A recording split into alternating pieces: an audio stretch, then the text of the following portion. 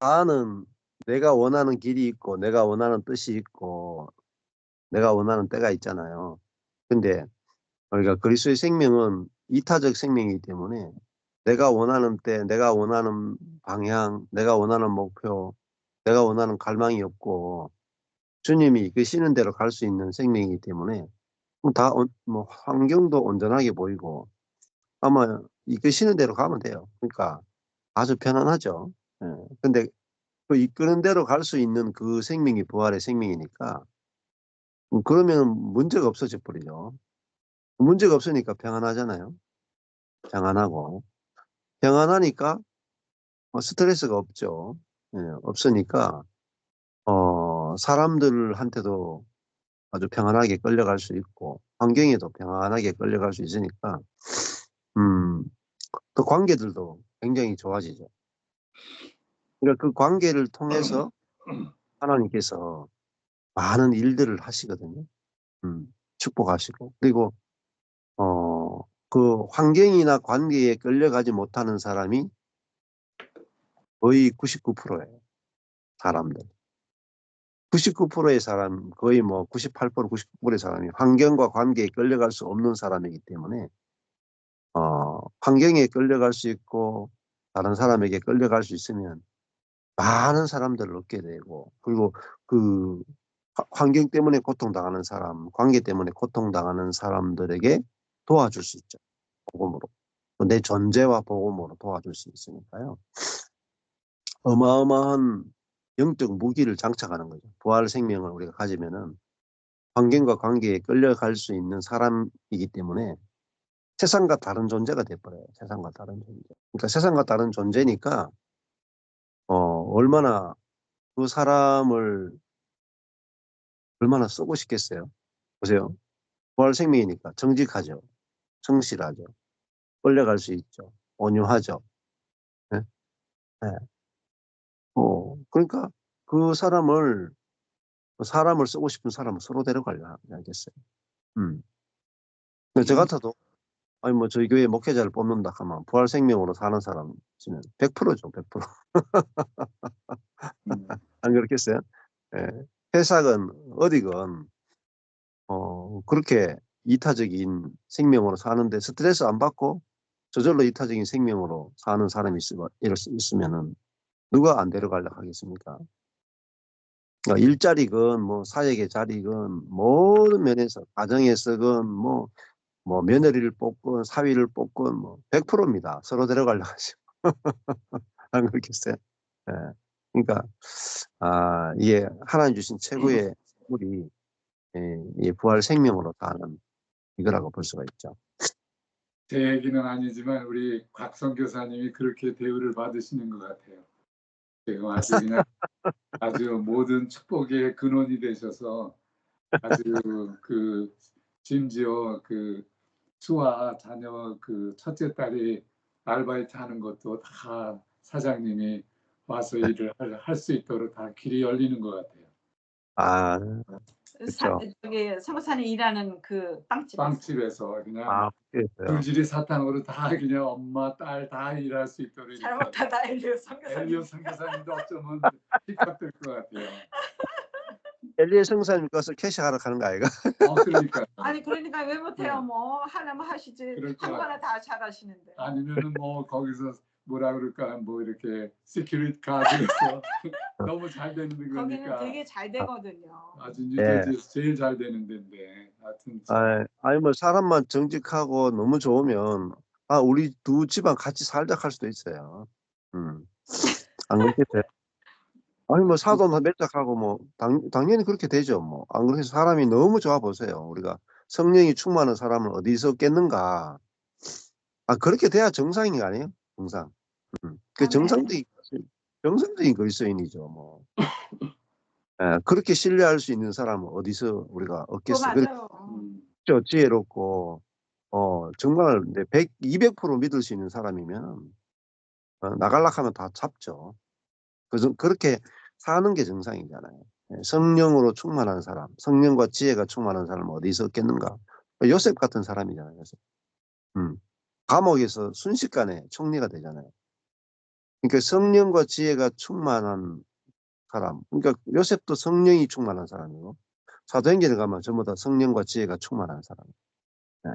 그러니까 그 교회에서 뽑을 때도 전부 다 1번이 성령과 지혜가 성령과 지혜와 믿음이 충만한 사람. 그러니까 이게 성령과 지혜와 믿음이 충만한 사람이 오해가 돼가지고 현대교회는 성령과 지혜와 믿음이 충만하다 하면 교회에 충성하는 사람 이렇게 생각한다. 음. 교회에 충성한 사람이 아니고 성령이 충만하다 하는 것은 이타적인 생명이 충만하다 하는 거죠. 이타적인 생명.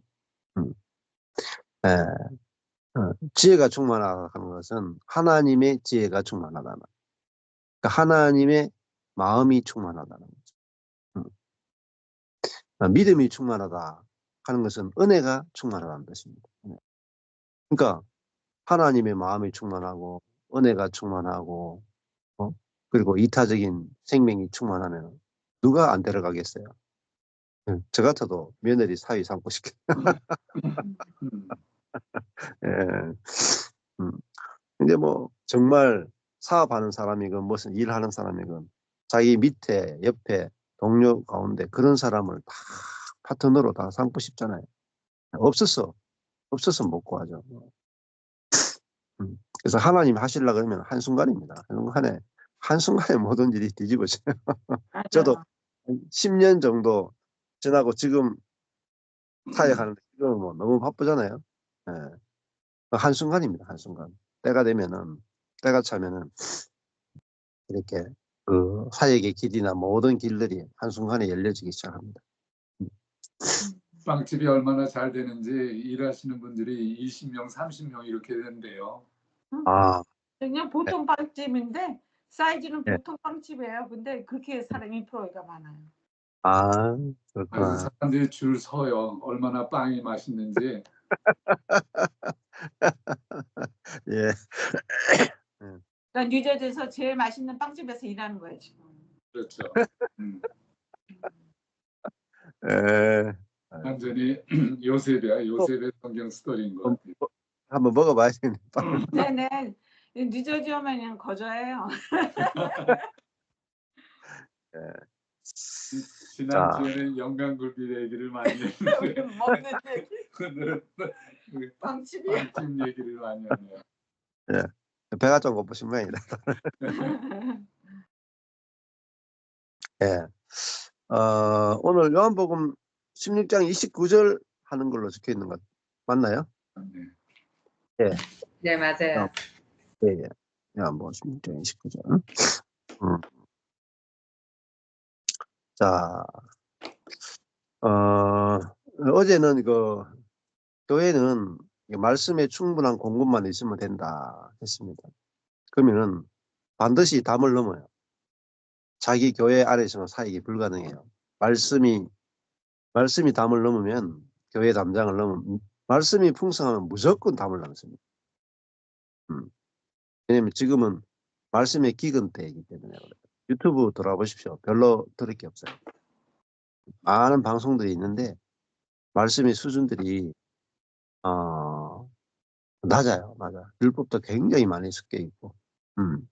그래서 어느 지역이건 사역 열심히 하시면은 율법주의에 빠지거든요. 그냥 말씀만 흘러 넘치도록 공급이 되면 사람들이 몰려오게 돼 있고 사람들이 오라고 부르게 돼 있고 만나자고 전화하게 돼 있습니다. 그러니까 뭐 역사가 많이 안 나타나도 괜찮습니다. 말씀만 풍성하면 지금 먹일 사람이 너무너무 많습니다. 신학교건 학교회건 뭐 방송이건 말씀의 기근이 되기 때문에 시간 나는 대로 말씀만 계속 하여튼 한 사람이건 두 사람이건 공급을 하고 그걸 이제 녹음을 하고 녹화를 해서 하여튼 유튜브 온라인 교회를 랜선 교회를 하시면 돼요. 그래서 저도 이제 한 명 두 명한테 전한 말씀이 되게 많습니다. 제 유튜브에 올라온 3,900개 중에 1명, 2명, 3명, 4명에게 전한 말씀이 뭐 거의 대부분이다시피 할 정도로 어마어마하게 그렇게 1명, 2명, 3명에게 많이 복음을 많이 전했거든요. 근데 시간이 지나면서 그런 생각이 들더라고요. 너무 아까운 거예요. 시간하고 말씀이 너무 아까운 거예요. 한 명이 듣고 기억도 못 하잖아요. 한 명에게 전했는데 기억도 못 하고 사라지고 시간도 너무 아깝죠. 어차피 우리가 뭐 80년 혹은 90년, 요즘 100년 정도 간 거라면 한 90세 정도, 95세까지 살잖아요. 근데 시간이 너무 아까운 거죠. 시간이. 말씀을 전할 시간이 많지 않거든요. 예. 근데 말씀을 전할 시간을 많이 얻는 방법이 유튜브에 뭐 말씀을 올리면, 제가 한 명에게 설교하던 사람이었지만은 지금 3,900개 영상을 유튜브에 올려놓으면은 최소 100번, 또 많이 듣는 것은 1,000번 이렇게 듣거든요. 그러니까 한 명에게 복음을 제가 전하는 사람이었는데 지금은 유튜브를 통해서 최소 100명에서 1,000명 에게 복음을 전하고, 지금 현재만 그래요. 현재만 유튜브 한지 한 뭐 코로나 때 했으니까 6, 7년 이렇게 되겠죠. 근데 앞으로 10년 지나면 어떻게 되겠어요? 10년 지나면 유튜브에 올려놓은 게 10,000명, 100,000명, 이래가 영상 하나에 10,000명, 100,000명 가거든요. 그러니까 10,000명 집회한다고 생각해 보세요. 제가 나가서 10,000명 집회할 일이 있겠습니까? 1,000명 집회할 일도 거의, 지금까지가 1,000명 앞에 설교해 본 적도 없거든요.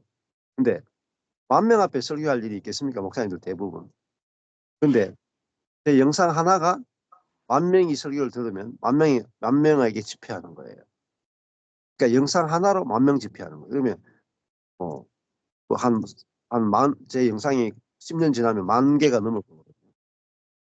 그러면은 만 곱하기 만 해보세요. 얼마나 많겠어요? 그러면 한 1억 명이 듣는 거예요. 예, 예. 만, 10만, 100만, 1,000만, 1억이잖아요. 거의 10,000명이 들으면 한 1억 명에게 복음을 전하는 거죠. 그러니까 저도 망하지 않았으면은 말씀 목표로 못 넘어왔어요. 완전히 망하니까, 사역을 못 하니까, 성도가 없으니까 사역 못 하겠더라고요. 사역을 못 하니까 저절로 말씀 목표로 바뀌었고, 시간이 많으니까 말씀 목회를 할 수밖에 없어요. 시간이 많으니까 말씀만 묵상하게 되고 말씀만 보게 되고, 그러니까 누구보다도 말씀을 더 많이 보는 거예요. 왜? 시간이 많으니까요. 하나님께서 시간을 많이 주는 이유가 있습니다. 그러니까 사역을 많이 시킬 때가 있고 혼자 있게 하실 때가 있거든요. 그래서 저는 혼자 낚싯대 들고 돌아다닐 때 낚싯대 들고 다니고, 또 남는 시간은 앉아서 이렇게 말씀을 보고, 그러니까 혼자 앉아가지고 말씀을 이렇게 재밌어가지고 말씀 보는 거예요. 그래서 보는데 또 원어로 막 찾아가지고 재밌어가지고 단어마다 원어로 찾아가지고 성경에 막 기록하고, 그렇게 보다가 와, 놀랍네 하고 보고, 뭐 해야 되겠어 하는 게 아니라 재밌어가지고 그냥 하는 거죠. 그리고 성령께서 이제 이끄시는 대로 따라가잖아요. 그러면 놀라운 게, 성령께서 다 스승을 숨기지 않고 스승을 붙여가 다 개인 과외를 해요. 개인 과외. 제 안에서 직접 가르치기도 하고, 성경을 읽으면서 깨닫게 하시기도 하고, 좋은 책을 만나게 하고, 좋은 스승을 만나게 하고, 이렇게 해서 저는 그 사람이 가르치는 게 아니고 성령께서 그 사람을 통해서 가르쳐요. 그러니까요, 진짜 정확하게 배워야 할 것을 가르쳐 주세요. 그래서 지금까지 한 14년 정도를 살아왔는데, 진짜 어떻게 이렇게 착착착 짜맞춰져 가는지 놀랄 정도로 너무너무 빠르게 말씀이나 모든 사역에 대해서 배우게 하시더라고요. 그래서 지금 이 케아점 성경을 제가 이거 하잖아요. 만약에 키아즘 성경을 네가 안 만났으면 이만큼 말씀이 풍성하게 풀어질 수 없을 거예요. 네. 기본적인 복음은 이렇게 딱 장착이 돼 있지만은 이거를 성경 이 아주 짧은 구절 가운데 아주 앞뒤 문맥을 맞춰서 풍성하게 풀어지는 것은 하나님이 이제 키아즘 성경을 만나게 하시게 되는 거예요. 근데 이것도 제가 만나러 간 거 아니에요. 제가 찾으러 간 것도 아니고 제가 있는 곳에 온 거예요. 예, 이게 이제 그리스도로 사는 삶입니다. 내가 그리스도로 살면 내가 있는 곳에 모든 좋은 게 다 있어요. 그리고 내가 있는 곳에 하나님이 모든 좋은 것을 다 감춰 놓고 계시고 그것을 다 이제 드러내기 시작하거든요. 자, 그래서 이 그래서 이 원하시는 하나님 원하시는 일들을 이제 하게 만드십니다. 그래서 예수님이 그러면은 예수님이 뭐 랍비에게 배운 게 없잖아요. 랍비한테 뭐 정식으로 성경을 배운 적이 없고 학문을 배운 적이 없어요. 근데 예수님에게는 뭐가 나오냐? 하나님의 지혜가 나옵니다. 자, 급이 다르죠. 예수님은 배워서 아는 분이 아니고 성령의 지혜로 말씀하시는 분. 엄청나게 다른 겁니다. 그러니까 랍비들은 혼을 써서 성경을 연구하죠. 네. 자기의 지혜로 성경을 공부하죠. 근데 예수님은 자기의 지혜로 성경을 공부할 수 없는 상황이죠. 공부할 수 있는 상황이 안 되니까 목수로서 일해야 되고 먹고 살아야 되잖아요. 근데 목수로서 30년을 사는데 성경의 본질을 알아버린 거예요. 그러니까 아버지를 자기 존재로 알고 성령이 자기 안에서 가르치니까 혼으로 하는 사람들이 따라올 수 있겠습니까? 못 따라옵니다. 차원이 달라요. 차원. 자, 우리 자아가 성경을 공부하는 거하고요. 내 자아가 죽고 내 안에 내 안에 계신 그리스도가 성경을 열어주는 거 달라요. 자, 그러니까 앞에 자아로 하는 것은요.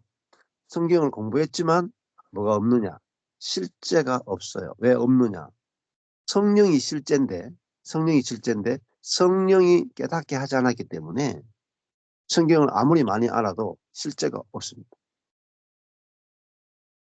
아무리 많이 알아도 소용없어요. 성경을 아무리 많이 연구해도 소용없어요. 왜냐하면 실제 자체가 실제의 성령이 실제인데 실제가 있을 수가 없죠. 근데 내가 죽었고 내 안에 그리스도가 살고 그리스도의 영이신 성령께서 사신다. 그래서 내게서 성령이 나타나고 성령이 이끄시는 대로 따라가게 되고 성령의 열매가 맺히고 성령으로 살면 그게 실제고 그것이 성경 해석이에요. 성경이 추구하는 목표죠. 성령의 열매가 충만한 사람. 그게 성령의 목표잖아요. 내가 목표를 이루었잖아요. 내가 그 성경의 목표대로 사는 사람이기 때문에 성경을 보면은 해석이 이미 목적을 이루었기 때문에 성경 해석이 쉬운 거예요. 다 내 이야기예요. 내 이야기. 나를 가르쳐 이룬 거다. 예수님처럼. 저 성경은 나를 가르쳐 말한 것이다. 이렇게 하잖아요. 우리가 새로운 피조물로 살면은 저 성경이 나를 가르쳐 말한 것이다. 왜? 새로운 피조물이 대해서 계속해서 성경은 하나님이 새로운 피조물을 만들겠다 그랬잖아요. 그러니까 내가 새로운 피조물이면 성경이 내 이야기잖아요. 내가 체험하는 이야기, 내가 누리는 이야기. 뭐 쉽잖아요. 누가 나에 대해서, 전설권에 대해서 글을 썼다고 생각해 보세요. 그러면은 저는 뭐 읽지 않아도 알지 않겠어요? 안 그래요? 아니, 누가 나에 대해서 썼는데 제가 모르겠어요? 읽지 않아도 제가 그거 주인공이잖아요. 그건 알 수밖에 없죠. 자, 내가 성령과 지혜가 충만한 사람, 새로운 피조물이다. 그리스도와 함께 죽고 그리스도와 함께 부활하고 그리스도와 함께 하늘에 안침받아서 생명으로 다스린 사람이다. 그러면은 성경이 다 알아질 수밖에 없잖아요. 성경은 그 사람이 그런 그리스도인들이 나올 것에 대해서 집중적으로 초점을 맞추고 있는 책이기 때문에. 자, 그래서 우리가 성경을 머리로 막 생각하고 배우고 그것에 따라서 막 이게 맞느냐 틀리느냐 따져봤자 맞추긴 딱 맞췄어요. 실제가 없습니다. 이 조직신학이에요. 조직신학. 조직한단 말입니다. 성경에 있는 교리들을 짜맞추어서 딱 맞추는 거예요. 딱 맞추는 거예요. 논리적으로 틀리지 않도록 딱 짜맞춰요. 딱 짜맞추고 나면 틀려버려요. 이게 조직신학의 문제점이에요. 조직신학의 장점도 있지만 조직신학은 신론, 인간론, 구원론, 종말론, 그리스도론, 성령론 이렇게 해서 성경에서 나오는 모든 하나님에 대한 걸 다 모아서 신론, 죄에 대한 걸 다 모으고 해서 구원론, 또 그리스도에 관한 거 기독론, 또 교회론, 종말론. 그러니까 성경에 있는 모든 그 기록들을 다 모아서 논리적으로 정리한 것, 이성적이고 합리적이고 논리적으로 딱 짜맞춘 것을 조직신학이라고 불러요. 주로 침례교, 구원파, 또 일반 교회에서 대부분 다 성경을 조직신학적 관점에서 성경을 보는 게 되게 많아요. 특히 원어 공부하는 분들은 더 심하고. 그래서 이제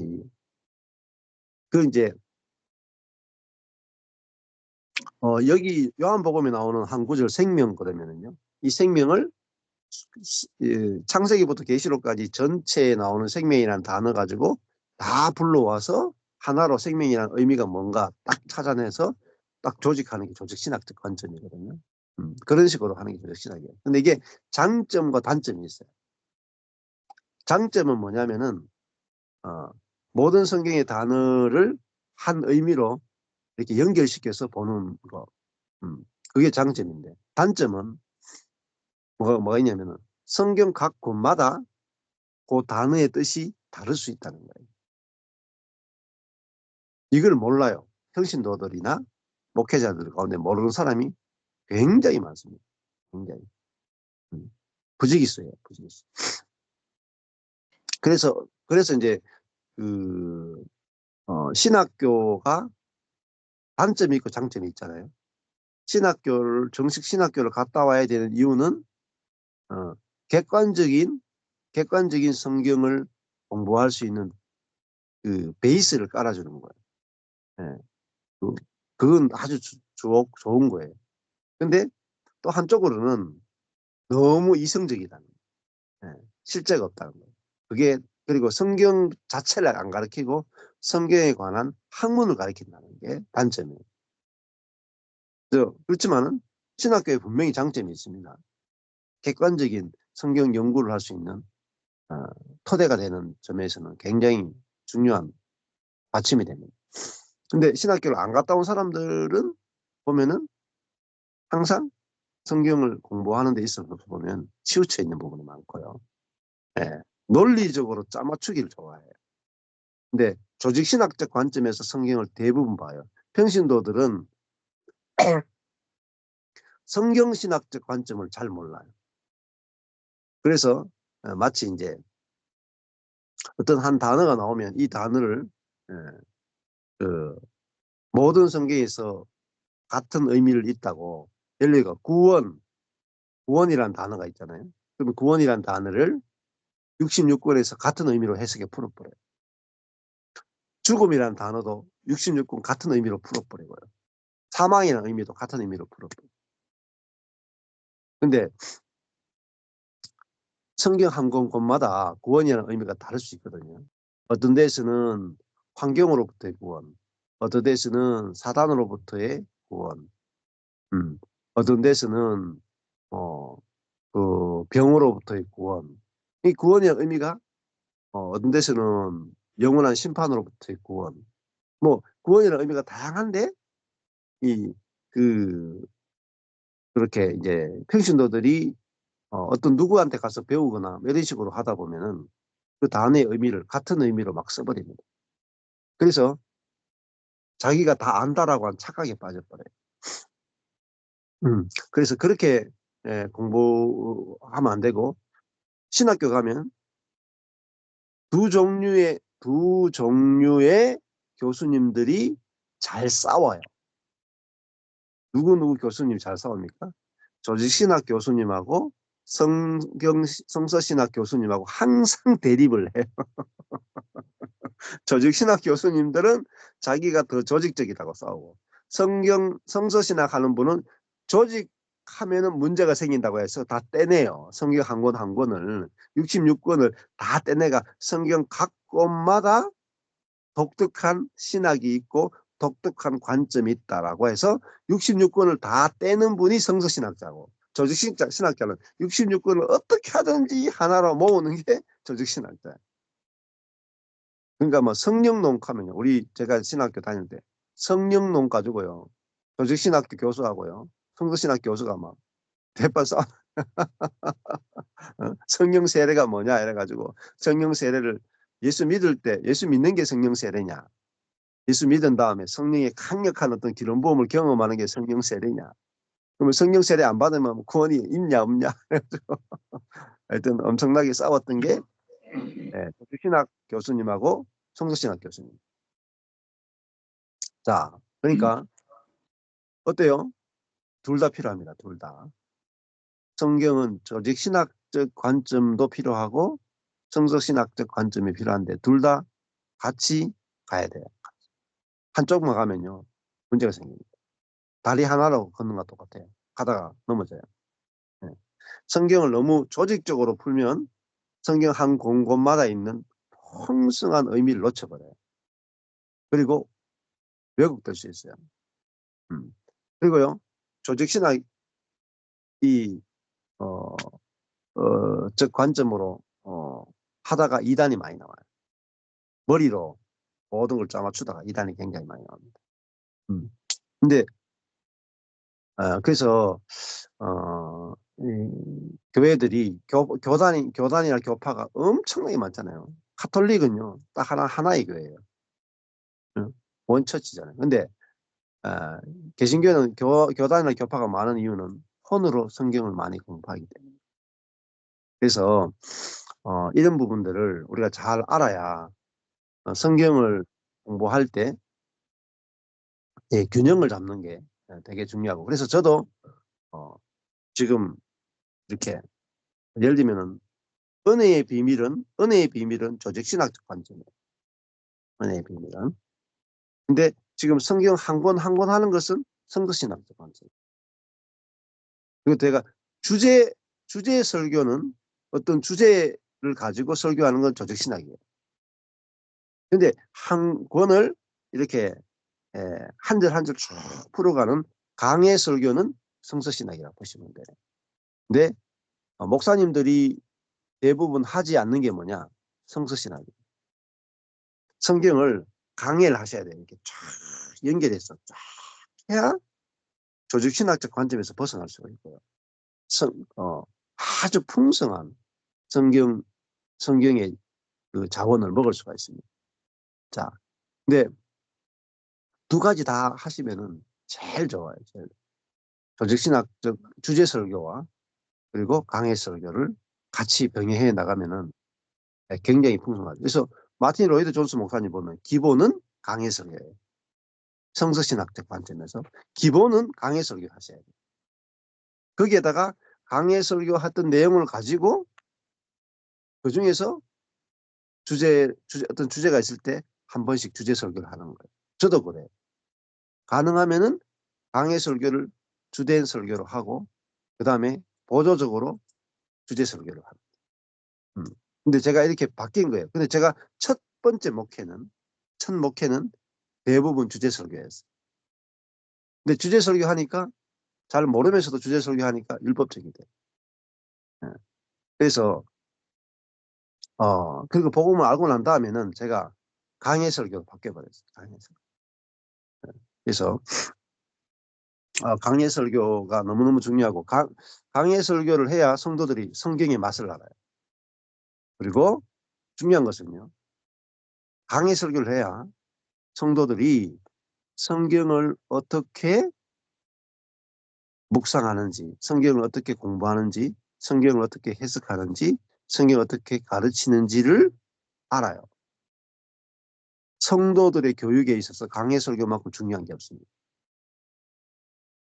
예, 목사님이 강해 설교하면 성도들이 성경을 보는 법을 배워요. 근데 목사님이 주제 설교하면요. 성도들이 성경을 보는 법을 죽을 때까지 한 번도 배울 수가 없어요. 그래서 전부 다 성경 문외한인 거예요. 그래서 이단들이 와서 성경을 이상하게 풀죠. 이상한 주제로 풀죠. 다 넘어가요. 그래서 한국에 그 이단들이 많은 이유는 목사님들이 주제 설교를 많이 하기 때문에. 그래서 굉장히 오늘 첫 부분에 하는 게 중요한 이야기예요.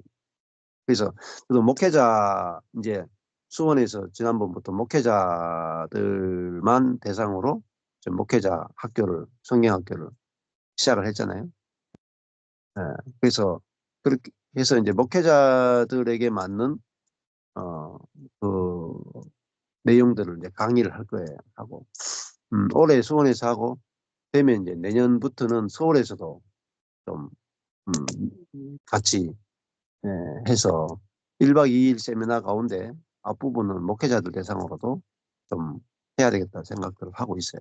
그래서 목회자들에게만 맞는 어떤 그런 내용들이 필요해요. 그래서 특히 목회자분들이 이제 설교하는 부분이 제일 중요합니다. 그래서 저희 모임에서는 특히 목회자들이 강해 설교를 할 수 있도록 가르치고 그리고 나누고 지금 제 생각하고 있는 것은 목회자 같이 참여하는 목회자들은 매주마다 우리 여기 미국 개화점 하듯이 같은 본문으로 가능하면 같은 교회들이 같은 본문으로 같이 설교하는 거예요. 그래서 그 설교들을 유튜브를 하나 만들어 가지고 거기 다 올리는 거예요. 다 하나로.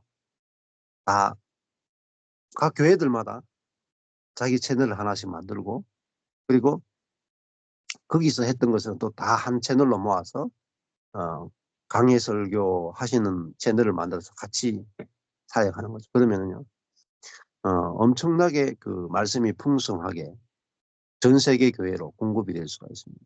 네, 그래서 원래 하려고 했던 하나님께서 주신 지혜 중에 하나가 그거예요. 모든 목회자들이 같은 본문을 설교하고 같이 성경을 스카이프로 공부하고 그리고 설교했던 거를 다 같이 또 유튜브에 올리고 그래서 모든 목회자들이 이 말씀의 공급을 받는 거예요. 지금 한국 교회 목회자들도 대형 교회 목회자들도 제일 시급한 게 뭐냐? 말씀의 공급입니다. 그래서 대형 교회 목사님들이 설교거리가 없어가지고 돈 주고 설교 뱅크 이런 데서 설교를 받아가 해요. 그런 분들 꽤 있어요. 왜냐하면 예배가 너무 많으니까 사역과 예배가 너무 많으니까 설교 준비할 시간이 없습니다. 그래서 오죽하면 옥하는 목사님이 주일 설교 한 편을 위해서 30시간을 썼잖아요. 목회하면서. 근데 지금 대형교회 목사님들 가운데 설교 한 편 준비하는데 30시간 쓰는 사람 없을걸요. 없으니까 그렇게 이야기할 거 아니에요. 10시간도 쓸 수 있겠나 모르겠어요. 근데 그렇게 옥하는 목사님이 설교 한 편 준비하기 위해서 30시간씩 준비해서 주일 설교 해도요. 거의 주제 설교밖에 못해요. 네. 강의 설교 해도요. 깊이 못 들어가요. 왜냐하면 율법적 관점에서 욕하는 목사님도 전부 다 우리가 어떻게 해야 된다라고 하는 율법적 관점에서 성경 본문을 봤거든요. 그러니까 그 그 오카노 목사님 스스로 고백이 고통을 겪었다. 산고, 해산의 고통을 30시간 만에 설교 한 편을 만들어내기 위해서는 해산의 고통이 필요했다. 근데 그렇게 하시면 안 되거든요. 그렇게 해가지고 목회 못하거든요. 설교를 시간을 많이 들여서 물론 많이 연구하고 그렇게 설교하는 건 안 하는 것보다는 좋겠죠. 근데 본적인 설교밖에 안 돼요. 본적인 설교. 그러니까 풍성한 영적 공급이 안 된다 말이에요. 근데 그리고 혼자 하잖아요. 설교를 준비를 혼자 하잖아요. 혼자 설교 준비하는 거고요. 단체로 설교 준비하는 건요. 차원이 다릅니다. 그러니까 이번에도 이제 그런 말 하더라고요. 저도 목회자분들하고 목회자 성경부를 오랫동안 했거든요. 근데 제가 이 은혜 복음을 알고 있잖아요. 예를 들어 오늘 같은 본문 요한복음 16장 29절부터 이렇게 하면은 제가 가기 전에 이렇게 읽어보고 오늘 뭘 나눌까 한 30분 정도 이렇게 보고 가서 나누거든요. 근데 30분 정도 볼 때 제가 그 본문에서 뭘 나누지 하고 묵상해서 갈 때는 예를 들면 한 20% 정도 나눌 게 있어요. 근데 가서 목회자들이 이렇게 돌면서 나눔하죠. 한 사람 한 사람만 나눔하잖아요. 그럼요. 그 1시간 정도, 한 2시간 정도 목회자들이 돌면서 말씀을 소그룹에서 나눔할 때 성령께서요. 깨닫게 하세요. 성령께서 본문의 의미를 열어주세요. 그러면요. 그 2시간 하고 나면 제가 갈 때는 나눌 게 20%였는데요. 마치고 나면요. 한 7, 80%까지 그 본문에 대한 은혜가 해석이 확 넘쳐요. 그럼 그거 가지고 이제 강단에 올라가죠. 가서 말씀을 전하죠. 근데 그때 말씀 전할 때 또 한 1, 20% 또 열려. 왜 그러냐? 주체가 성령이기 때문에 그래요. 성경을 묵상하고 할 때, 나누고 할 때, 가르칠 때 성령이 주체가 돼서 하기 때문에 성령이 언제 많이 활동하시느냐 아셔야 돼요. 성령이 많이 활동하시는 그때가 있어요. 시간대가 있다고요. 언제냐? 말씀을 묵상할 때, 그리고 함께 말씀을 나눌 때, 교회로. 성령께서는 교회를 건축하시는 영이거든요. 그래서 성도들이 함께 말씀을 기록한 영이잖아요. 성령이요. 그리고 말씀을 열어주시는 영이잖아요. 지혜와 계시의 영이잖아요. 그리고 교회를 건축하기 원하잖아요. 말씀으로 교회를 건축하기 원하는 분이 성령이시단 말입니다. 그러니까 그 성도들이 함께 모여서 말씀을 공부하고 함께 모여서 말씀을 묵상하고 함께 모여서 말씀을 나누고 할 때 성령께서 말씀을 막 열어주신다. 뭐 춘천에 있는 원주에 있는 형제님 가정 예배 드린다 그러잖아요. 가정 예배 드릴 때 그 성경 본문을 확 열어주시는 거예요. 가족끼리만 모여서 예배 드리는데도 성경 본문이 막 열리는 거예요. 그러니까 그 전에 교회에서 목사님으로부터 설교 들을 때보다 더 본문이 더 깊고 넓게 열린단 말이에요. 그게 뭐냐면은 성령이 주체가 돼서 하시는 거예요. 네. 그래서 이거를 이제 배우는 게 소그룹이에요. 소그룹. 그래서 목회자들이 오면은 대부분 목회자 학교를 하잖아요. 설교 학교. 비싼 데는요. 설교 학교 하는데 1년인가 1년 반 하는데 1,500, 2,000 들어요. 한국에 있어요. 설교 학교. 근데 그 설교 학교는 설교하는 방법만 가르쳐요. 제 주변에 이거 설교 갔다 오신 목사님이 계세요. 물론 기존 목회자보다 설교를 잘하죠. 스피치 잘하죠. 근데 내용이 중요하잖아요. 내용도 다른 목사님들보다 더 잘하겠죠. 딱 이렇게 형식이 있으니까. 근데 그런 데서 소그룹을 안 가르쳐요. 성령을 안 가르쳐요. 관점을 제대로 안 가르쳐요. 근데 저희들이 하려고 하는 이 목회자 성경부는 관점을 가르쳐 주고요. 그리고 성경 실제로 같이 성경 본문 가지고 같이 해나가고, 그리고 이걸 소그룹으로 목회자들이 이제 소그룹으로 소급 성경 공부 어떻게 하는가, 소그룹으로 나눔을 어떻게 하는가, 이걸 실제로 보여주고 경험시키는데 볼 수가 있어요. 그래서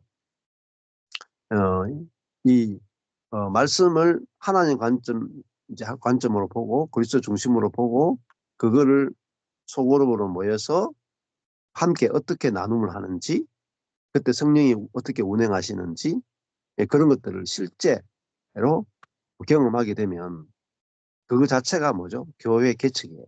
교회 개척. 목사님이 설교가 풍성하게 흘러나갈 개인적으로 준비가 돼 있고, 그다음에 목사님이 내가 죽고 그리스도가 사는 생명으로 소그룹을 운영할 수 있고, 그 소그룹 안에서